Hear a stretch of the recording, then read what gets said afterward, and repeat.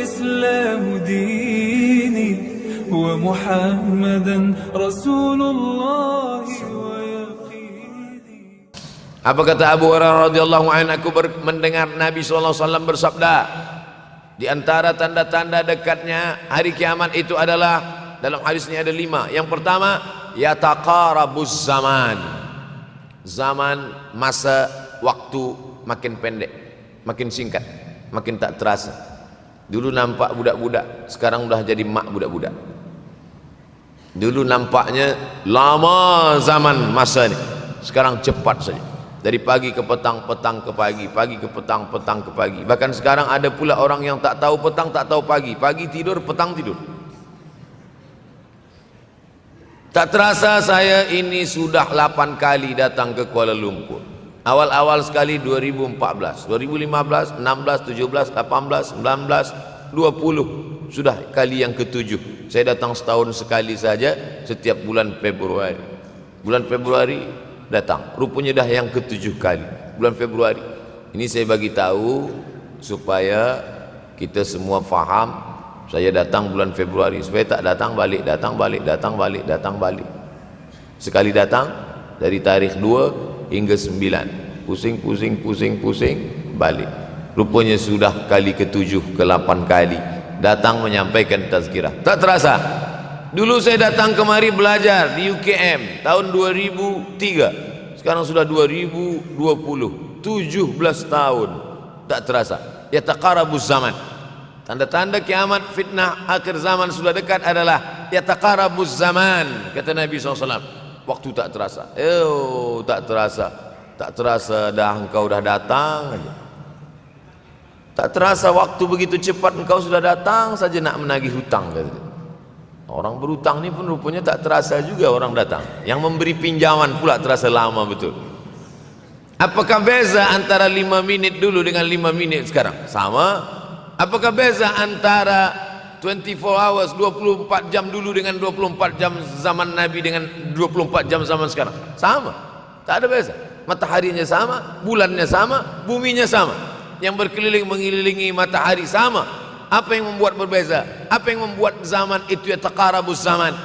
Ada hal-hal yang membuat kita sibuk. Dulu tak ada google.com, dulu tak ada Facebook, dulu tak ada Twitter, dulu tak ada BBM, dulu tak ada Instagram. Sekarang waktu habis. Bila kita tanya orang mana yang lebih lama, 5 minit atau 50 menit, semuanya sepakat mengatakan 50 menit lama, 5 menit kejam. Saya tanya 2 kali, pelajar-pelajar, penuntut-penuntut, mana yang lebih lama, 5 menit atau 50 menit? Semuanya berkata 50 menit lebih lama daripada 5 menit. Lepas tu saya balik, mana yang lebih lama? 5 menit menunggu azan maghrib bulan puasa, 50 menit status FB, Instagram. Oh, lebih lama 5 minit menunggu azan maghrib. 5 minit menunggu azan maghrib bulan puasa macam-macam mati jam. 50 menit hilang waktu tak terasa. Itu menunjukkan hadis Nabi itu. Semakin saya baca hadis Nabi, makin kuat keyakinan saya, makin kuat iman saya, makin hilang keraguan saya bahwa yang berbicara ini bukan manusia biasa, tapi dia dapat wahyu dari Allah. Wa ma yantiqu anil hawa in huwa illa wahyun yuha, melainkan wahyu dari Allah Subhanahu wa taala. Yataqarabuz zaman. Masa begitu cepat berlalu tak terasa. Sebulan seperti sepekan, sepekan seperti sehari, sehari seperti sesaat. Akhirnya kita pun kehilangan waktu, habis. Saya Ustaz Abdul Samad, memang zaman ini tak terasa cepat betul. Rasa-rasa kejap-kejap dah bulan Ramadan, tak terasa baru saja Idul Fitri dah masuk pula lagi. Masya Allah, begitu cepatnya masa berlalu. Maka jangan sampai semakin saya baca hadis ini, semakin kuat keyakinan saya bahwa Nabi Muhammad SAW mendapat wahyu dari Allah Subhanahu wa taala. Semakin kuat keyakinan dan keimanan. Kenapa? Seandainya Nabi berkata zaman nanti di akhir zaman itu semakin cepat, semakin dekat, semakin berlalu tak terasa, tapi kemudian zaman yang kita lalui tak sama seperti yang dikatakan Nabi. Mungkin datang juga keraguan dalam hati, betulkah ini? Tapi ternyata 1441 tahun lampau, 1440 tahun yang lalu Nabi mengatakan, dan hari ini terbukti zaman begitu cepat berlalu. Masya Allah, tabarakallah. Hari inilah ditemukan internet, hari ini datang television, hari ini datang WhatsApp, hari ini datang yang melalaikan kita daripada Allah Subhanahu wa ta'ala. Sehingga waktu datang sembang-sembang, cerita-cerita, tengok ini, update ini, tulis ini, tengok ini, pandang ini, habis waktu berlalu. Padahal waktu inilah yang akan ditanya oleh Allah Subhanahu wa ta'ala. 6 kali Allah bersumpah demi waktu.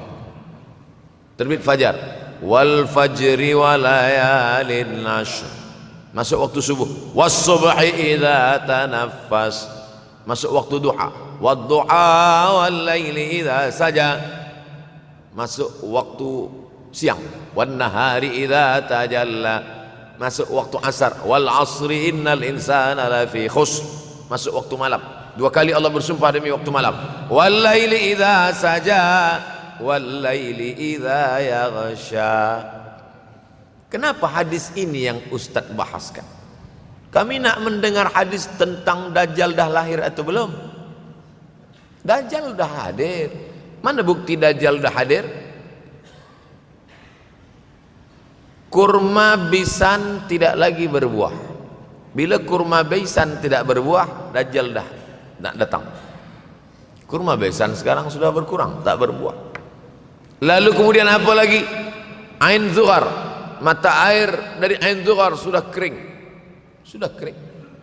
Oleh sebab itu, tapi manakala dulu datang Habib Umar bin Hafiz, saya hadir majelis itu, adalah seorang bertanya, Habib, ya, Imam Mahdi dah lahir atau belum? Saya tengok Habib menjawab, sepertinya dia macam tak suka pertanyaan. Kata dia, kita tak perlu mencari-cari dia dah lahir atau belum, kampung dia di mana, dia lahir di hospital mana, dia tak perlu. Yang perlu kita siapkan adalah iman dan takwa pengetahuan kita, supaya kita jangan sampai terkecoh, supaya kita boleh membezakan mana hak, mana batil, mana betul, mana salah, mana lurus, mana bengkok, mana hitam, mana putih. Sehingga dengan istiqomahnya kita beribadah ini, kita boleh membezakan mana Al-Masih yang original, yang asli, mana Al-Masih Ad-Dajjal. Makanya tadi sebelum salam kita berkata, Allahumma inni a'udzubika min azabi jahannam wa min azabil qabri wa min fitnatil mahya wal mamat wa min syarri fitnatil masihid dajjal. Membaca, menghafaz 10 ayat di awal surah Al-Kahfi. Siapa yang menghafaz 10 awal ayat, hadis lain mengatakan 10 akhir, 10 awal 10 akhir, elok dua-duanya. Tapi Masya Allah, tabarakallah, anak-anak kita yang pakai jubah, pakai sorban putih ini, daripada tahfiz Quran, mereka tidak hanya menghafaz 10 awal 10 ujung, dari awal sampai ujung dia hafaz, 30 juzuk dia hafaz. Mudah-mudahan anak-anak kita penghafaz Al-Quran. Allahumma ja'al abna'ana wa banatina min huffazil Quran wal hafizat. Jadikan anak-anak kami menjadi para penghafaz Al-Quran, ya Allah, supaya selamat dia daripada fitnah Al-Masih Ad-Dajjal. Tapi saya pilihkan hadis tentang yang 5 ini.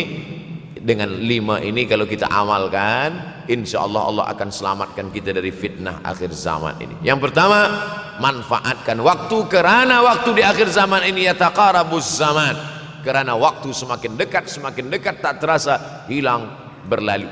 Maka isilah waktu ini dengan ibadah.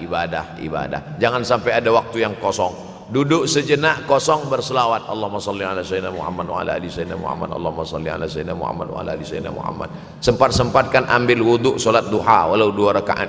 Sempat-sempatkan sebelum tidur malam solat witir 3 rakaat, supaya tidur kita sentiasa dalam wuduk dan kita sempat solat witir. Andai mati kita malam itu, insyaallah mati dalam keadaan husnul khatimah. Usolli sunnatal witri 3 rakaatin lillahi ta'ala. Nanti malam jaga tidak witir lagi, hanya tahajud saja. Sempat-sempatkan solat tahajud. Elok amat sangat baik solat wuduk 2 rakaat.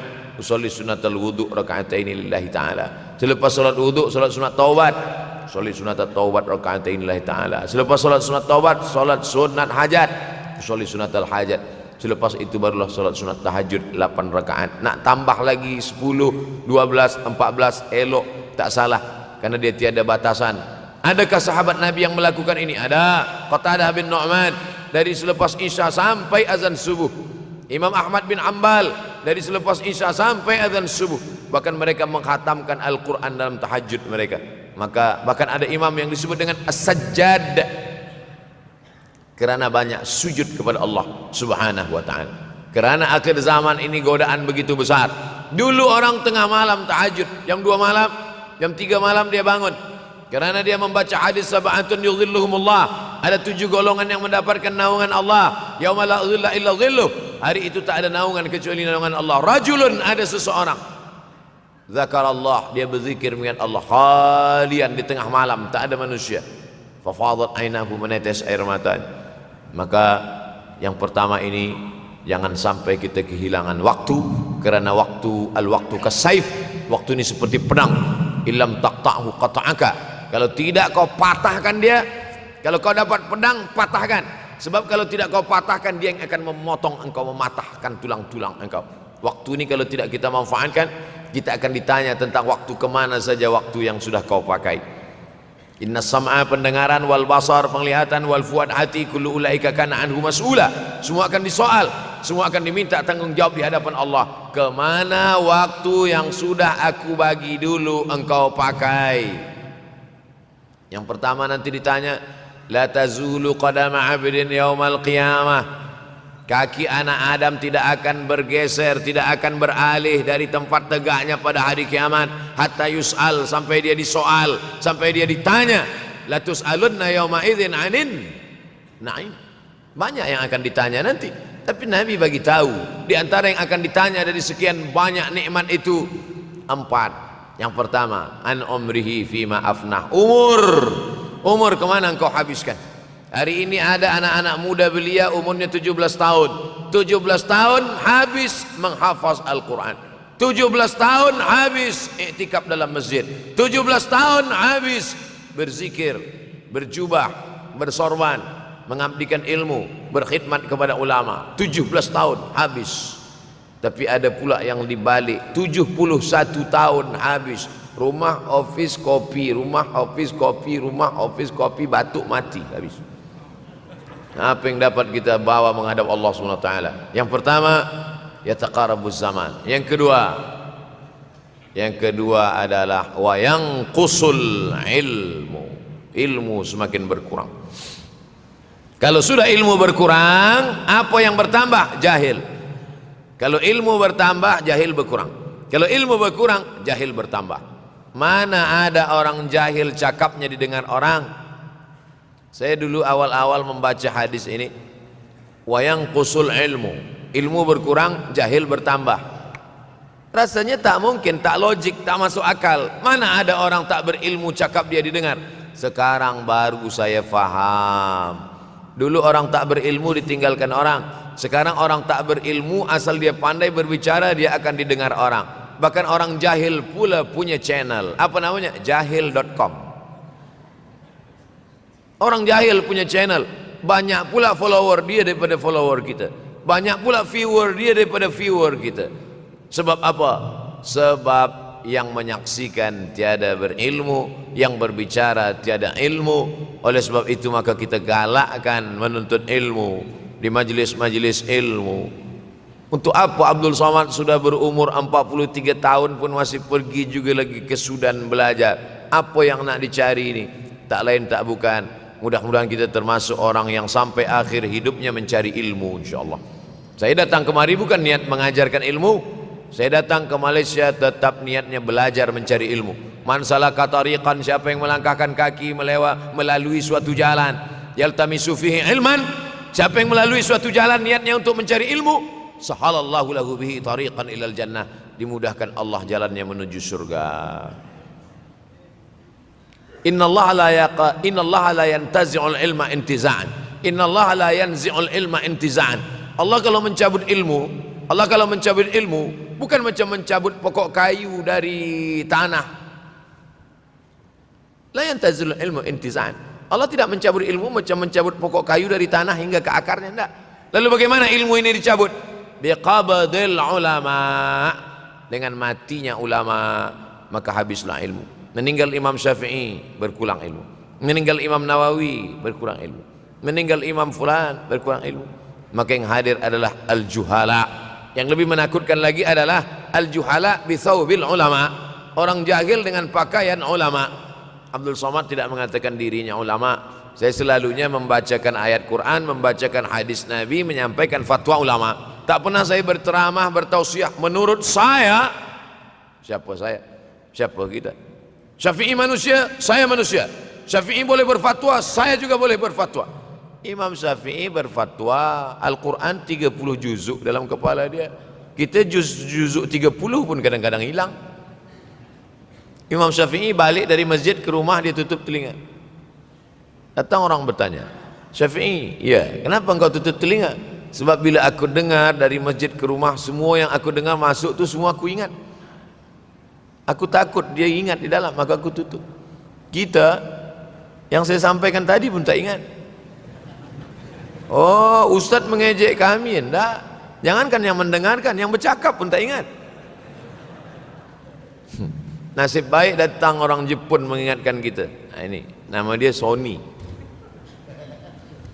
Manusia ini lupa. Oleh sebab itu maka yang kedua, akhir zaman, wayang kusul ilmu makin kurang. Maka bersyukur anak-anak yang dimasukkan ke rumah tahfiz. Kalau ada rumah tahfiz di kampung biasa, kalau ada rumah tahfiz di desa, dusun biasa, tapi ada tahfiz di tengah kota besar Kuala Lumpur, masih ada lagi rumah tahfiz Quran. Siapa yang mewakafkan rumah tahfiz? Siapa yang memberikan beras? Siapa yang memberikan duit? Siapa yang memberikan belanja? Siapa yang mengirimkan ustaz? Masya Allah, tabarakallah. Maka ini semua mudah-mudahan kita istiqamah semuanya insyaallah. Supaya apa? Supaya lahirlah anak-anak kita yang alim, berilmu. Karena ini makin banyak orang jahil, alftau bi ghairi ilmin, memberikan tazkirah, fatwa tanpa ilmu, dhalla wa adalla, dhallu wa adallu, sesat, menyesatkan. Kalau setakat sesat saja, ini sudahlah sesat, menyesatkan. Na'udzubillah. Masuk yang ketiga. Yang ketiga adalah wayang qusul ilmu, setelah habisnya ilmu ini semua dicabut oleh Allah Subhanahu wa taala. Lalu kemudian setelah ilmu dicabut Allah Subhanahu wa taala, wa yulqas syuh. Wa may yuqashuh, sin dengan hak kecil. Wa may yuqashuha nafsihi fa ulaika humul muflihun. Siapa yang selamat daripada sifat syuh, itulah orang yang beruntung. Hayya 'alal falah, mari kita menuju keberuntungan, kemenangan. Siapa orang yang menang? Selamat daripada sifat syuh. Ada orang menerjemahkan syuh ini pelit, bakhil. Bakhil ada yang lebih parah daripada bakhil. Syuh. Bakhil ini, bakhil tidak ingin memberikan uangnya untuk orang lain. Itu bakhil. Dia ada uang 10 ringgit, uang itu hanya dia makan saja, dia tak mau walaupun setengah sen kepada orang lain. Itu namanya bakhil. Kalau syuh ini, duit dia simpan, duit orang pula dia makan. Nah, itu syuh. Jadi lebih parah lagi. Oleh sebab itu kalau sudah ilmu ini dicabut, orang menjadi jahil, maka datang penyakit syuh yang ketiga. Apa itu syuh?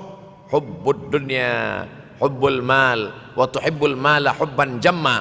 Engkau sayang kepada harta amat sangat sayang. Dia pegang semuanya sampai tak meleleh, tak menetes walaupun satu tetes. Akhirnya mereka inilah pendusta-pendusta agama. Ara'aital ladzi yukadzibu biddin. Tahukah kamu siapa itu yang mendustakan agama? Fadzalikal ladzi yad'ul yatim. Mereka itu yang membiarkan anak yatim. Wala yahuddu ala ta'amil miskin. Dia tidak mempedulikan makanan orang miskin. Sebab apa?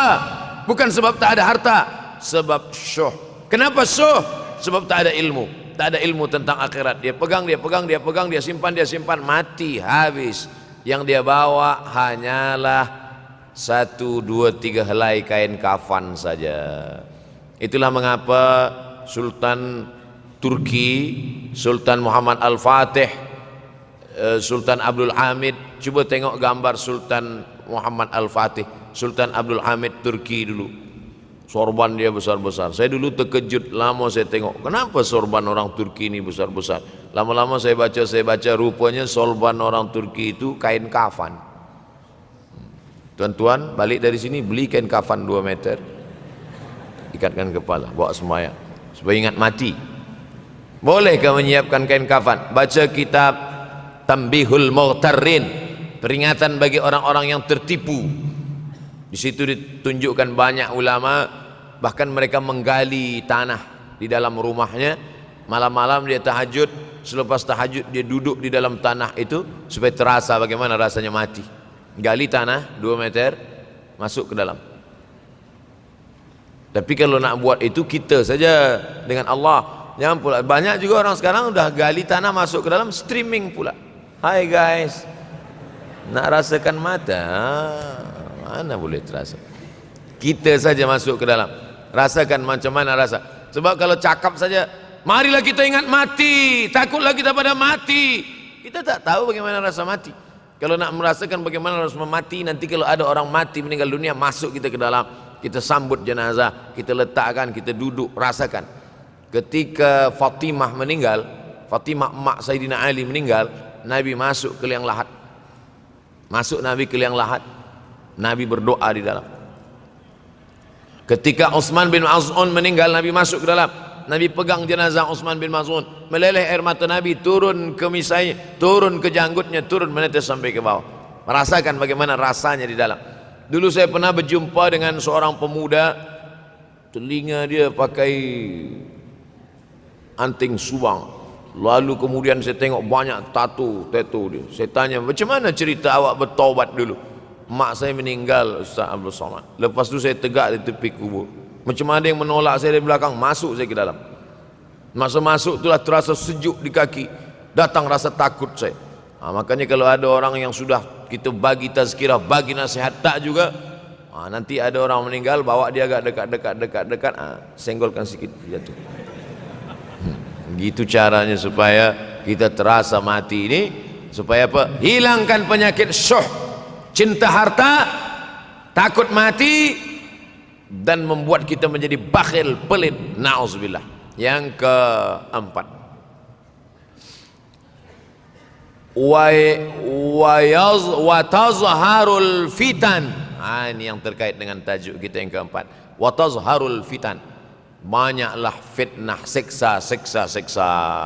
Dulu masa saya kelas 1 madrasah tahun 1990, berkumpullah kami bersama-sama dengan cikgu mengkaji masalah apa? Masalah Bosnia Herzegovina, mengamuk Slobodan Milosevic, menghancurkan umat Islam di Bosnia.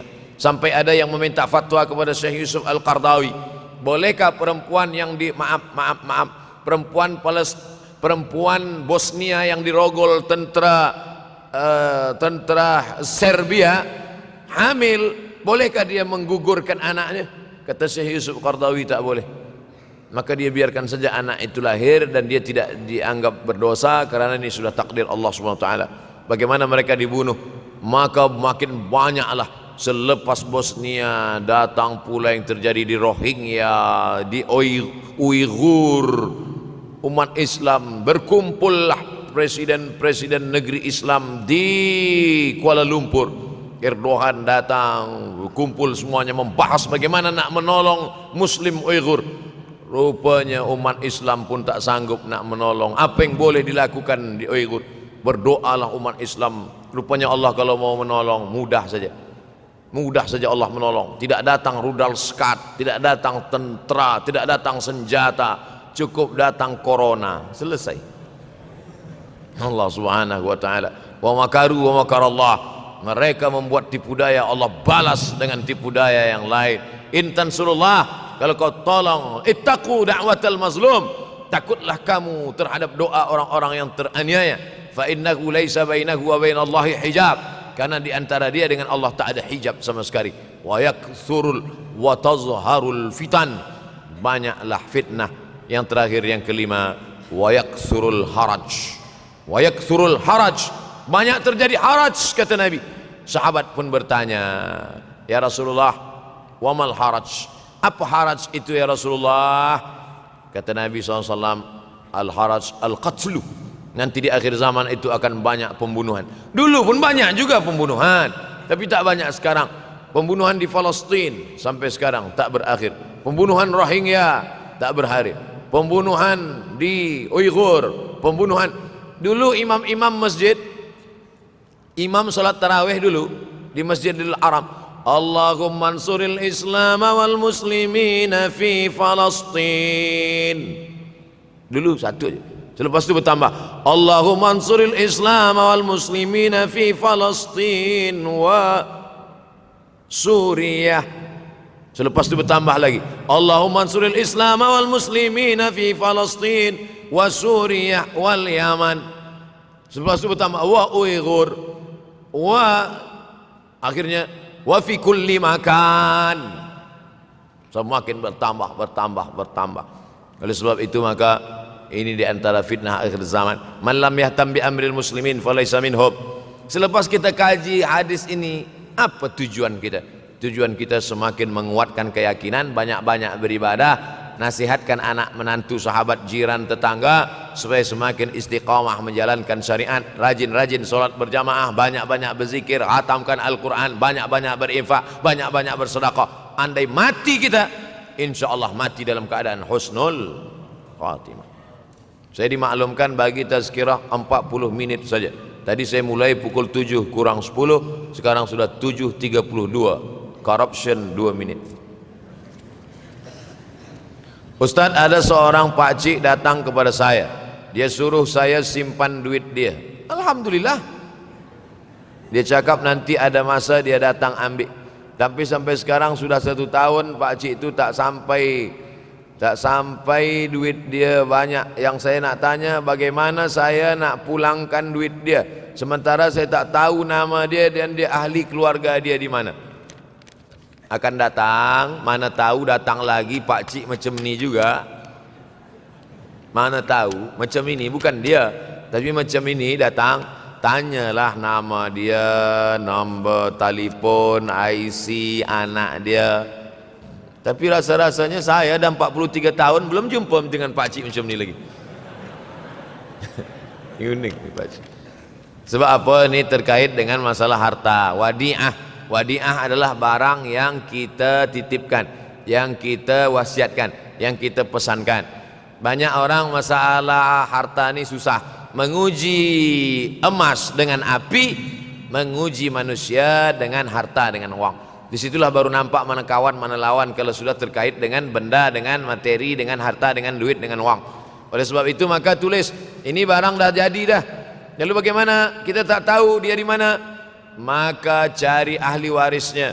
Ahli waris tak jumpa juga, balikkan kepada masalih ammah. Masalih ammah maknanya yang dipakai umat Islam secara umum. Masjid, hospital, anak yatim, usia mas, fakir miskin, bagikan kepada mereka. Bila kita ada pinjam uang orang, selepas 10-15 tahun kita nak bayar, kita tak tahu dia di mana. Anak cucunya pun sudah tak ada. Awak dah cari dia? Sudah Ustaz. Kamu dah cari anak menantu dia? Sudah. Di mana kamu cari? Di Google. Mana dapat? Carilah ke kampung dia. Tak dapat juga, maka diberikan kepada masalih ammah. Masalih ammah, kepentingan orang banyak. Kepentingan orang banyak, masjid, hospital, anak yatim, fakir miskin, orang banyak. Bolehkah saya bagi ke tahfiz? Boleh. Sebab tahfiz juga masalih ammah, orang banyak. Saya Fulan bin Fulan. Sekarang sudah terjadi banyak tanda-tanda kiamat kecil. Apakah antara tanda-tanda kiamat besar dan amalan yang boleh? Di antara tanda kiamat besar, datangnya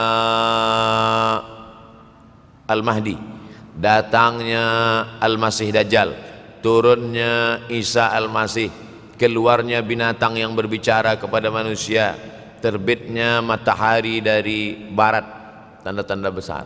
Kita tidak disuruh mencari-cari, menunggu-nunggu, menengok-nengok. Allah Ta'ala bagi tahu itu, Nabi bagi tahu itu supaya kita siap-siap. Kalau kita dibagi tahu kamu akan mati, Abdul Somad kamu akan mati, bukan saya nak cari-cari bila saya mati.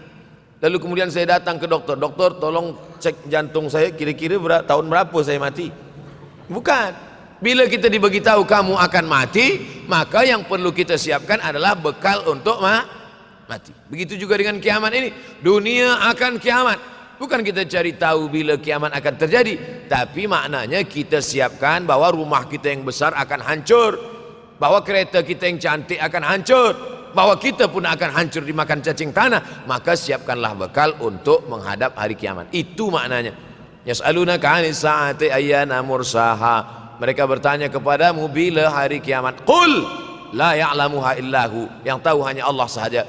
Manakala Nabi sedang sampaikan tazkirah, ada seorang bertanya, "Ya Rasulullah, mata sa'ah? Bila terjadi hari kiamat?" Nabi tak ada jawab. Nabi tanya balik, "Ma'adatlaha?" Nabi tak jawab. "Ma'adatlaha?" Apa yang kamu siapkan untuk menyambut hari kiamat itu? Apa jawab dia? "Hubbullah wa rasul. Hubbullahi wa rasulih." Aku cinta kepada Allah dan Rasulullah. Kata Nabi SAW, cintamu kepada Allah dan Rasulullah SAW sudah menyelamatkanmu. Maka yang perlu dari pertanyaan jamaah kepada Nabi itu menunjukkan apa yang sudah kita siapkan untuk menghadapi hari kiamat.